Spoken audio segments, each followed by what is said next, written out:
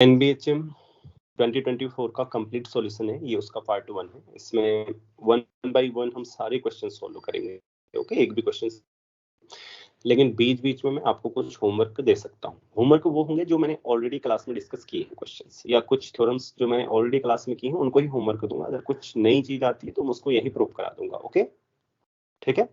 तो एक एक करके क्वेश्चन सॉल्व करेंगे, और कोई भी क्वेश्चन कहीं पर समझ में ना आता हो, पहले मैं आपको सॉल्यूशन बताता हूँ, उसके बाद आप तुरंत उसको पूछ सकते हैं, ठीक। चलिए, तो ये पहला क्वेश्चन है ओडी का। क्या कहता है क्वेश्चन, देखो, let X be the solution of the ODE X dot cos x, x 0 पर 0 वैल्यू लेता है। How many real numbers y0 not equal to 0, okay, this is important, y0 is not equal to 0 are there such that the solution of such that the solution y to the ODE, दूसरी ODE दी है आपको, ODE वही है, बस condition change हुई है, देख लो, value change हुई है, बस वो 0 पर क्या वैल्यू ले रही है, y0 वैल्यू ले रही है, ऊपर क्या ले रही थी, 0 पर 0 वैल्यू ले रही थी, मतलब 0 पर कोई और वैल्यू ले रही है। Satisfying x1 equal to y1, क्या सेटिस्फाई करते हैं, 1 पर वो सेम वैल्यू लेते हैं, ये जो x और y सॉल्यूशंस हैं ये सेम वैल्यू लेते हैं। If there are infinitely many such y0s then write infinity in the answer box, okay. देखिए, सबसे पहले इस क्वेश्चन को सॉल्व करने के लिए आपको एग्जिस्टेंस एंड यूनिकनेस थ्योरम पता होनी चाहिए। मैं इसको x डॉट की जगह dx by dt लिख देता हूं, ओके। तो x को t का फंक्शन मान लेता हूं। आप इस नोटेशन के साथ ज्यादा फैमिलियर हैं, इसलिए ये आपको ओडी दी। सो देखो, सबसे पहली बात, by existence and uniqueness theorem, है ना। एग्जिस्टेंस एंड यूनिकनेस थ्योरम क्या कहती है, आपको पता होगा। मैं स्टेटमेंट नहीं लिखूंगा यहाँ पे, क्योंकि ओडी अगर सॉल्व कर रहे हैं तो आपको पता होनी चाहिए ऑलरेडी वो, फिर भी बोलता हूं मैं एक बार। देखो क्या होता है कि ये अगर कोई इनिशियल वैल्यू प्रॉब्लम है आपके इस प्रकार की, dxt equal to fxt, okay. fxt क्या है, कंटिन्यूअस फंक्शन है और लिपचिट है किसी रेक्टेंगल में, ओके। आपको डोमेन दिया होगा और कोई रेक्टेंगल आप लेते हैं, उस रेक्टेंगल में, उस रेक्टेंगल के पॉइंट सेंटर क्या होना चाहिए वो आपको पता होना चाहिए, 0 0, ओके। उस रेक्टेंगल में अगर फंक्शन कंटिन्यूअस है, लिपचिट है, तो क्या होता है, एक यूनिक सॉल्यूशन एग्जिस्ट करता है इन सम इंटरवल। और इंटरवल कैसे आप निकालते हैं वो भी आप जानते हैं, h इक्वल टू होता है minimum of a comma b by m, m is the maximum value of the fxt, right. उसकी आवश्यकता नहीं है यहाँ पे, सिर्फ आपको इतना पता होना चाहिए कि आप ये देखने में समर्थ हो सकें कि एग्जिस्टेंस एंड यूनिकनेस से इसके पास यूनिक सॉल्यूशन होगा, ओके। इतना ही आवश्यकता है इस क्वेश्चन में, फिर भी मैं बोल रहा हूँ ऐसे ऐसे आप करते हैं। By existence and uniqueness theorem, existence and uniqueness theorem,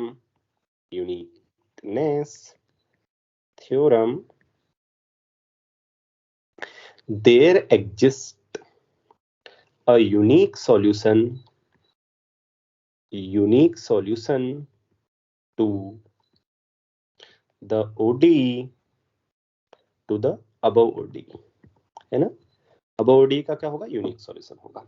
अब हमसे क्या पूछा है, how many are there solutions. अब ध्यान रहे, ये जो भी सॉल्यूशन है ना, इसका सॉल्यूशन xt बोलेंगे हम उसको, ठीक है, xt बोलेंगे, तो xt इसको सेटिस्फाई करेगा, इस डिफरेंशियल इक्वेशन का वो सॉल्यूशन होगा, साथ साथ इस इनिशियल वैल्यू प्रॉब्लम को सेटिस्फाई कर रहा होगा। मतलब ये जो वैल्यू दी है ना, इनिशियल 0 पर जो वैल्यू दी है, इसको सेटिस्फाई करेगा, होगा वो इस ओडी का सॉल्यूशन, ठीक। अब पूछा क्या है कि आपको एक नई ओडी दे दी गई, क्या दी है, इनिशियल वैल्यू प्रॉब्लम दे देगी, डिफरेंशियल इक्वेशन तो वही है, हाँ, dy by dt differential equation में चेंज नहीं, dy by dt equal to cos y, और 0 पर यह क्या वैल्यू ले रही है, y0 वैल्यू ले रही है। तो अब पूछा है कि हाउ मेनी रियल नंबर्स, कितने रियल नंबर्स ऐसे हैं, आप y, मतलब मान लीजिए कि 0 पर कोई और वैल्यू ले और इसका सॉल्यूशन हो, तो ऐसे कितने रियल नंबर्स के लिए ऐसा होगा, और वो क्या सेटिस्फाई करे, x1 इक्वल टू y1। तो बताइए कितने हो सकते हैं ऐसे, किसी के पास कोई दिमाग है तो, मतलब कोई आइडिया है तो, क्योंकि इस टाइप की प्रॉब्लम आप सॉल्व किए हैं इससे पहले, कोई बताना चाहता है, सोचो। I will give you to think 1 minute, okay? You can think.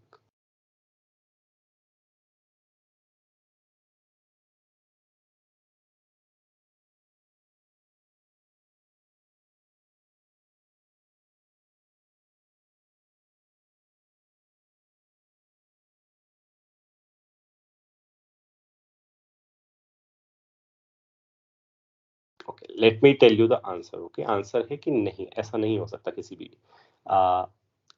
किसी भी y0 के लिए। क्यों? क्योंकि इस OD के पास भी यूनिक सॉल्यूशन होगा, ध्यान रहे। वही एग्जिस्टेंस एंड यूनिकनेस थ्योरम से इसके पास भी यूनिक सॉल्यूशन होगा। अब आप एक इनिशियल वैल्यू प्रॉब्लम बनाओ जिसके पास दो सॉल्यूशंस आ जाएं, अगर y0 0 के इक्वल नहीं है। देखो कैसे बनाते हैं, सिर्फ कंडीशन चेंज करूंगा। Consider the following initial value problem, following initial value problem,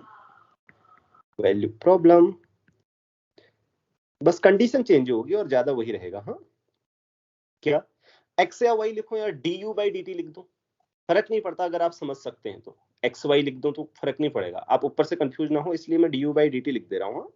और रहेगी वही डिफरेंशियल इक्वेशन cos u, और ये क्या ले रही है, u1 पर x1 सॉरी y1 वैल्यू लेती है,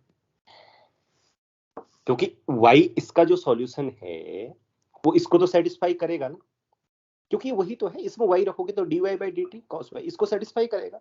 साथ साथ मैंने क्या बोला है, u1 पर y1 होना चाहिए। ठीक ही है, इस बात को देख लो ध्यान से। अब आप मुझे बताओ कि इस OD के पास कितने सॉल्यूशन आपको दिखाई दे रहे हैं। y, ये जो ऊपर वाली इनिशियल वैल्यू प्रॉब्लम का सॉल्यूशन होगा वो इसका सॉल्यूशन होगा या नहीं होगा? y है उसका सॉल्यूशन, देखिए मैं आपको करके दिखाता हूँ। y पुट कीजिए, dy by dt cos y, yes, because y है ही इसका सॉल्यूशन, तो सेटिस्फाई कर रहा है इसको, राइट। एंड इसको भी सेटिस्फाई करना चाहिए। अब u1 इक्वल टू, मैंने बोला ही क्या है, y1 होना चाहिए, तो u1 इक्वल टू y1 भी सेटिस्फाई हुआ। इसका मतलब y is a solution. Can you find some other solution?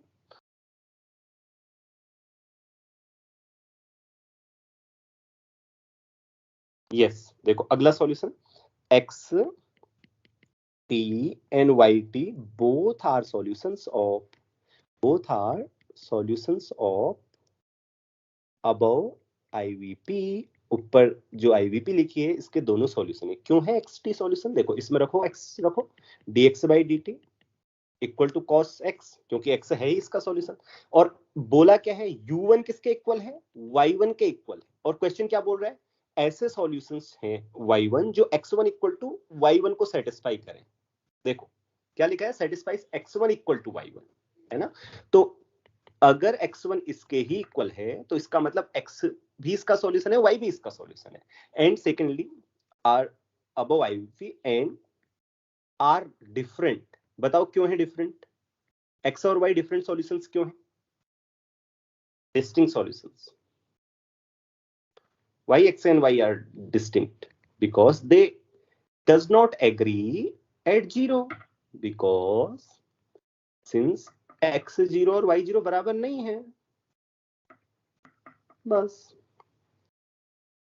x 0 पर 0 वैल्यू ले रहा है ना, देखो। और y 0 पर क्या वैल्यू ले रहा है, y 0 किसके इक्वल नहीं लेना है, उसने बोला है 0 के इक्वल नहीं होगा। क्वेश्चन में दिया है, आप देखो एक बार question, y 0 is not equal to 0। तो which contradicts the uniqueness of solution, contradicts the uniqueness of the solution। तो मैंने क्या माना, देखो मैंने यहाँ पे मान लिया है। हाँ, आप बोलोगे आपने अज्यूम कहाँ पे किया, क्या अजम्पशन था? अजम्पशन ये था कि अगर x1 इक्वल टू y1 है तो, ठीक, x1 इक्वल टू y1 है, तो फिर मैंने बोला कि इस OD के पास दो सॉल्यूशन हो जाएंगे, जो क्या करेगा, यूनिकनेस को कॉन्ट्राडिक्ट करेगा। इसका मतलब ऐसा सॉल्यूशन नहीं मिल सकता वो जो y0 पर y0 वैल्यू दे, y0 0 के इक्वल ना हो, और y1 पर क्या वैल्यू दे, वही जो x दे रहा है। तो इसका मतलब it is not possible. Okay, so the number of solutions कितने आएंगे, 0। तो ये सही है इसका आंसर। अब बताइए किसी का कोई इसमें डाउट है तो? इसका मतलब ऐसा पॉसिबल नहीं है कि कोई आपको कोई भी y0 लोगे, जब भी y0 नॉन जीरो होगा तब आपको ऐसा सॉल्यूशन नहीं मिलेगा जो पॉइंट 1 पर एग्री कर रहा होगा x के साथ। ओके, एक एक लाइन समझ लो, अगर कोई चीज समझ में ना आती हो तो पूछ लो उसको। मैं अगले वाले क्वेश्चन में जाता हूँ। सारी चीजें समझ में आ गई?